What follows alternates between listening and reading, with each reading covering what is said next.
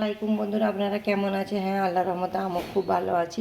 আমি 500 কাতলা মাছের ডিম নিয়েছি। আজকে ডিমের কালিয়া করে দেখাবো, আপনারা দেখতে থাকুন। আমি এই কড়ার মধ্যে আমি ঠান্ডা পানি দিয়ে দিলাম। এর মধ্যে আমি ডিমটা দিয়ে দেবো।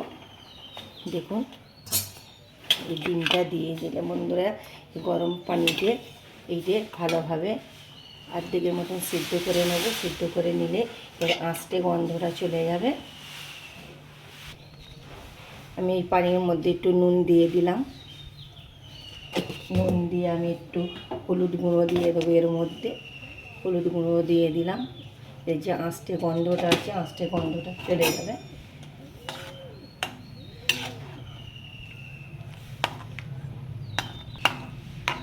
অর্ধেক সিদ্ধ হলে আমি এর মধ্যে একটা বাটির মধ্যে তুলে নেব। দেখুন, এটা আমার অর্ধেক সিদ্ধ হয়ে গেছে, আমি তুলে নিচ্ছি। আর অর্ধেক কাঁচা আছে, একটা আমি বাটির মধ্যে তুলে নিলাম।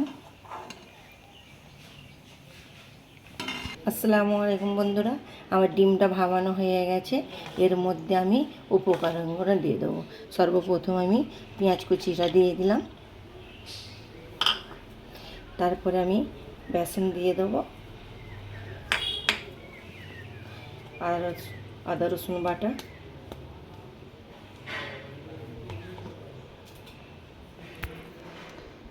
লবণ, জিরে গুঁড়া, হলুদ গুঁড়া, লঙ্কার গুঁড়া, ধনের গুঁড়া এর মধ্যে সব আমি ঢেলে দিলাম। স্বাদ বাড়াবার জন্য কাঁচা লঙ্কা কুচি একটু দিয়ে দিলাম। সববার একটু পোস্তটা দিলে বন্ধুরা খেতে খুব ভালো লাগবে। আমি একটু পোস্ত দিয়ে দিলাম। সববার শেষে আমি একটা 500 ডিমের জন্য একটা ডিম দিয়ে দিলাম। আমি সব উপকরণ রাখতে থাকবো। কাতলা মাছের ডিমের ব্যাটারটা আমার তৈরি হয়ে গেছে। আমি ছোট ছোট সাইজের বড়াটা করে নেবো, বেশি বড় করবো না, তার মধ্যে কাঁচা থাকবে। ওই দেখুন, আমি একে একে সব বড়াগুলো আমি ছেড়ে দেবো তেলের মধ্যে। ছোট ছোট করলে খেতে ভালো লাগবে।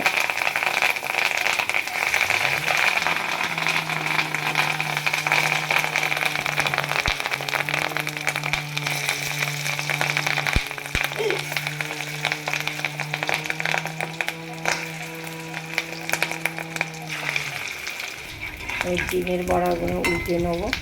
দেখুন কত সুন্দর লাল লাল হয়ে গেছে। এইভাবে আমি সব কটাগুলো উল্টে পাল্টে নিয়ে নেব।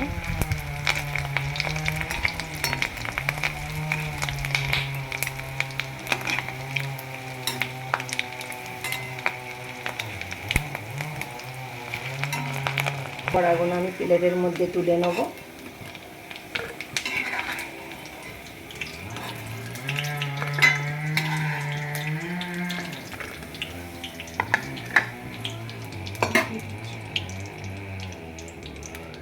আবার এইভাবে আমি কড়ার মধ্যে আমি দিয়ে দেবো।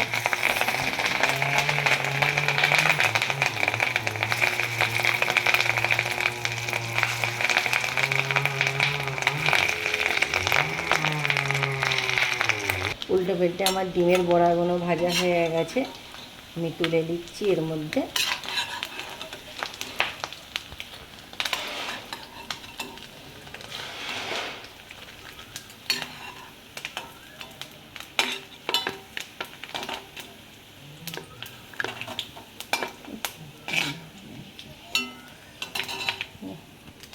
দেখুন, আমার সব কটা ভাজা হয়ে গেছে, লাল লাল করে বড়াগুলো ভাজা হয়ে গেছে। দেখুন, আমি এই কড়ার মধ্যে আলুগুলোও ভেজে নেব।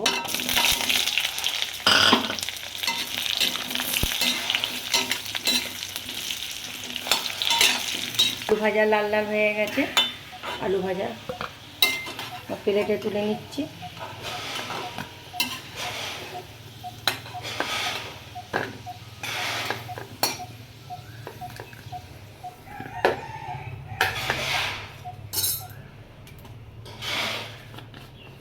আমি এই তেলের মধ্যে আমি একটু ফোড়ন দিয়ে দেবো। কালো জিরে ফোড়ন দিলাম, একটু শুকনো লঙ্কা কেটে দেবো এর মধ্যে।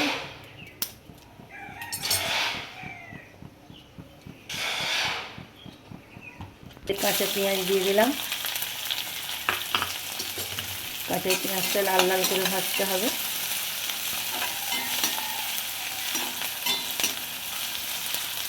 আমার লাল লাল ভাজা হয়ে গেছে। এর মধ্যে আমি আদা রসুনের পেস্টটা 1 চামচ দিয়ে দেবো। আমি নাড়তে থাকবো যতক্ষণ না আর গন্ধটা যায়, ততক্ষণ আমি নাড়তে থাকবো।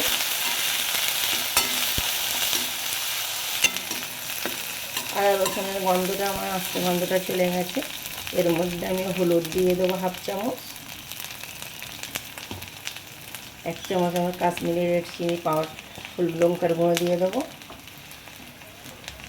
জিরে গুঁড়ো 1/2 চামচ দিয়ে দেবো। ধনিয়া গুঁড়ো আমি 1/2 চামচ দিয়ে দেবো।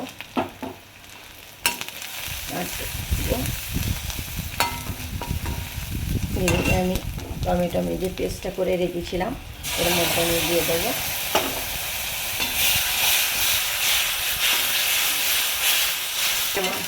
মেরে টমেটোর গন্ধটা চলে গেছে, আস্তে গন্ধটা। এর মধ্যে আমি খানিকটা পানি দিয়ে দেবো। এইভাবে আমি নাড়তে থাকবো। নাড়তে নাড়তে মশলাটা কষানো থাকবো। কষতে কষতে তেলটা ছেড়ে দিলাম। এর মধ্যে আমি আলু ভাজাটা দিয়ে দেবো। আমার গ্রেভিটা তেল ছেড়ে গেছে। আমি আলুটা এর মধ্যে দিয়ে দিলাম। দিয়ে আমি একটু কষাতে থাকবো। দেখুন কত সুন্দর লাগছে। এইভাবে আমি কষাতে থাকবো। আলুটা কষানো হয়ে গেছে। আমি এর মধ্যে আমি পানি দিয়ে দিলাম।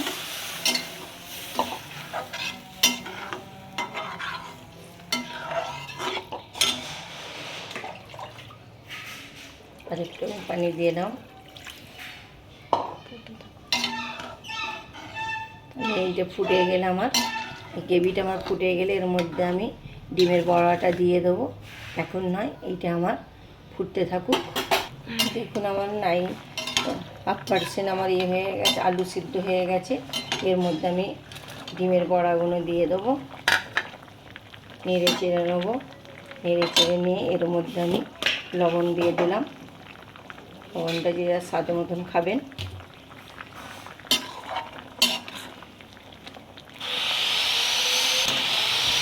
আমি আরও একবার নেড়ে চেড়ে এর মধ্যে আমি ঢাকনাটা লাগিয়ে দেবো।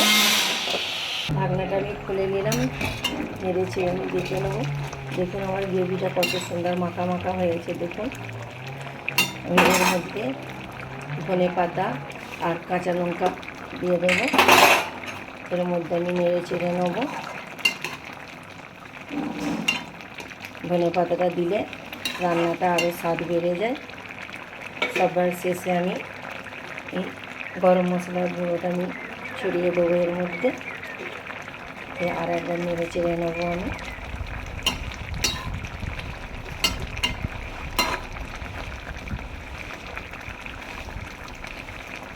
তোরা এইভাবে আপনারা বানিয়ে একবার খাবেন। আপনাদের কাছে অনুরোধ রইল। আর রহিমা ভিলেজ কিচেনকে সাবস্ক্রাইব করবেন। লাইক শেয়ার কমেন্ট করবেন। লোকের বন্ধু হলে আমাকে ফলো করবেন। এইভাবে ভিলেজ রহিমা কিচেনের সাথে থাকুন। দেখুন ঘরোয়া উপকরণ আমার ঝটপট ডিমের বড়া রেডি। আপনারা এইভাবে গরম ভাতের সাথে পরিবেশন করবেন। আর নতুন নতুন ভিডিও পেতে আপনার রহিমা ভিলেজ কিচেনকে সাবস্ক্রাইব করবেন। আর নেক্সট ভিডিও দেখার জন্য আপনাদের কাছে অনুরোধ রইল।